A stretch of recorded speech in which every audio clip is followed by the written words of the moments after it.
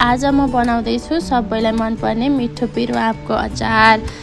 सबैभन्दा पहिला काँचो आँपलाई साना साना टुक्रामा काट्नुहोस्। त्यसमा नुन र बेसार हालेर केही समय छोडिदिनुहोस्। नुन र बेसार लगाइसके पछाडि चाहिँ आँपमा भएको पानी निस्किन्छ। त्यसपछि हामीले यसलाई घाममा लगेर केही समयको लागि सुकाउन सक्छौँ। अचारका लागि आवश्यक खुर्सानी, तोरी, जिरा, धनिया भुटेर तयार बनाउनुहोस्। अनि अब खुर्सानीको धुलो, जिरा, धनियाको धुलो, आवश्यकता अनुसार नुन हाल्ने। यदि चाहनुहुन्छ भने लसुन पनि हाल्न सक्नुहुन्छ। अब एउटा प्यानमा तोरीको तेल राम्रोसँग तताएर चिसो हुन दिनुहोस्।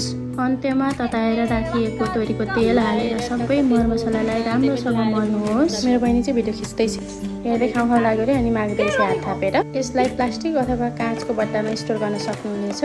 आँपको अचार चाहिँ त्यसरी खाँदै भने धेरै नै अमिलो हुन्छ भनेर भनिन्छ।